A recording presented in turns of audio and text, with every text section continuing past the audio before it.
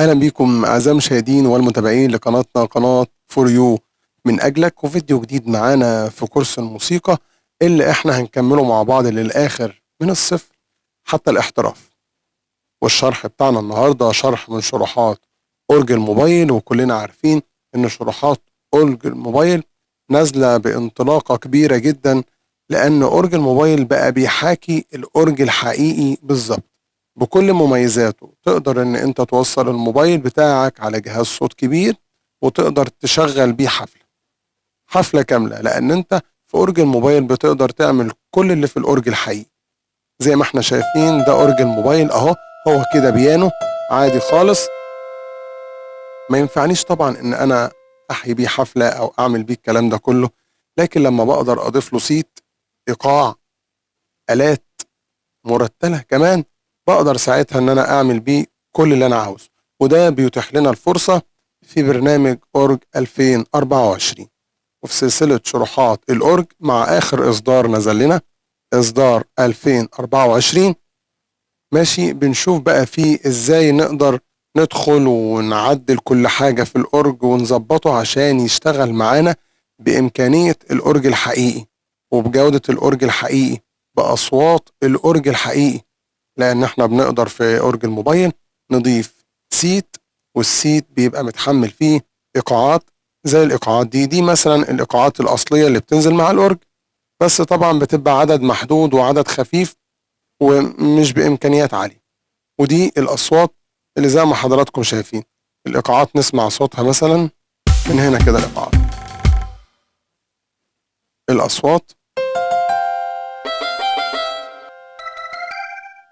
طبعا الأصوات اللي بتنزل مع الأورج الأصلي، الأصوات الأصلية اللي نازلة معاه في ملفات التثبيت بتاعته ما بتبقاش أصوات مرتلة أو أصوات معدلة عشان تديني جودة وكفاءة الأورج الحقيقي.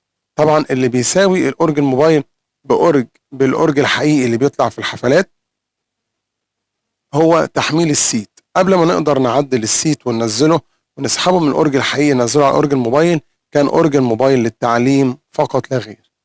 لكن بعد ما قدرنا نسحب السيت من الأورج الحقيقي وننزله على الموبايل وكمان نعدل عليه وعلى أصواته، كده بقى أورج الموبايل الكفة بتاعته بالطب قصاد الأورج الحقيقي. لأن أنا أقدر أشتري موبايل، أنا دلوقتي ممكن أشتري أورج ب30,000 جنيه، 40,000 جنيه، 50,000 جنيه. طب أنا ممكن معايا موبايل ب5000 جنيه وأنزل عليه الأورج وأعمل عليه شغل احترافي جميل جدا جدا جدا ويعجب الناس كلها، وبالموبايل بس. عن طريق ايه؟ عن طريق تحميل السيت على الموبايل واتدرب على السيت واعزف عليه بايقاعاته وبالانتروهات اللي فيه وكمان بالالات المرتله والمعدله اللي فيه. والشرح بتاعنا النهارده يخص موضوع السيت بالذات، ازاي تقدر تضيف سيت على اورج الموبايل.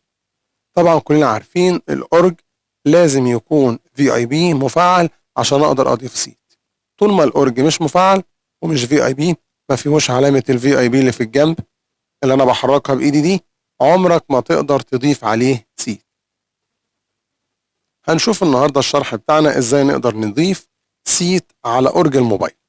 طبعا في اول مره احنا بنحمل فيها الموبايل بيطلب منك السماح ان انت تدخل على ملفات الجهاز عشان خاطر تقدر تحمل الملف اللي انت عاوزه.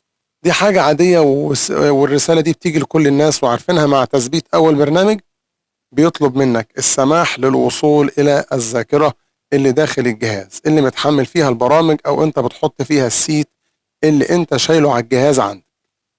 دي مش محتاجة شرح، مش محتاجة حاجة، هي رسالة كده بتجيلك يقولك برجاء السماح للمرور للوصول إلى مثلا ملفات الهاتف. هي دي الرسالة اللي بتجيلك، وأكيد بتمر على كتير والكل بيشوفها مع أي برنامج جديد بيثبته. البرنامج دوت بيقدر يسجل منه على الجهاز، أو برنامج زي برامج اللايف أو برامج اللي بيترفع بيها فيديوهات بيطلب منك الرسالة دي. معظم البرامج اللي بتتثبت على الجهاز بتطلب السماح بالوصول إلى ذاكرة الجهاز الداخلية عشان تقدر تحمل من عليها صورة تعملها ملفك الشخصي، مثلا تحمل فيديو، تحمل أي حاجة أنت عاوزها من الجهاز وإلى الجهاز. المهم ده مش موضوع الشرح بتاعنا، احنا موضوعنا دلوقتي عاوزين نحمل سيت على أورج الموبايل بتاعنا. تحميل السيت على أورج الموبايل بيبقى من خلال كلمة سيت اللي تحت سيتنج اللي فوق دي. بنضغط على سيت بيدخلني على القائمة دي. أضغط على علامة الفايل اللي فوق دي. طبعا العلامة اللي جنبها دي علامة الفلوبي ديسك دي علامة سيف، إن أنا لو أنا مجهز سيت واشتغلت عليه وعجبني بسيف من خلالها. لكن عشان أدخل أجيب سيت أفتحه على الأورج لازم أضغط على علامة الفايل دي. هنا بيدخلني على ملفات زي ما حضراتكم شايفين. أنا شايل السيت بتاعي فين؟ أنا كنت بعته ببرنامج الشير، هو موجود هنا على شير. بضغط على شير. أنا كنت حاطه بيتهيألي في فايلز، ندخل نشوفه. زي ما حضراتكم شايفين ده السيت أهو، اسمه سيت. طبعا بيبقى ملف برنامج، ما ينفعش يبقى ملف صوتي أو ملف فيديو، هو ملف برمجي بيبقى مضغوط فيه مجموعة الآلات ومجموعة الإيقاعات والإنتروهات ومتجمعة فيه عشان أقدر أفتحه على برنامج الأورج. بنضغط كده عليه.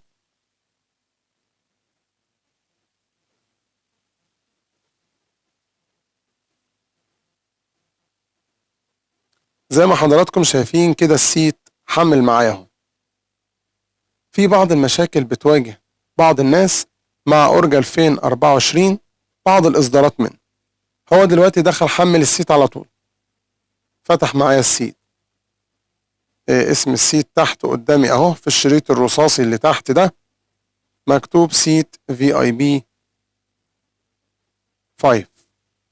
دي الإيقاعات. طبعا كان في إيقاعات أكتر من كده بس دي إيقاعات احترافية، التانية مش احترافية. ودي الآلات. هناك كان لحد 7 بيتهيألي أو لحد 5، ماشي هنا لحد 16.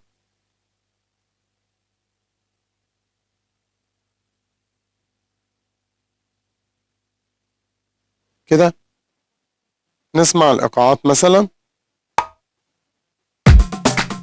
زي ما انتم شايفين.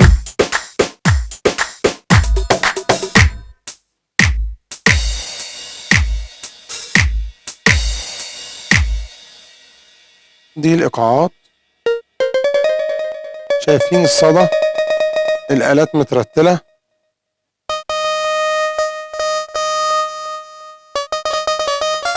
السيتات الاحترافية المتعدلة بتلاقي فيها كذا آلة، أكتر من آلة مترتلة بأكتر من نغمة، وبتلاقي فيها درامز.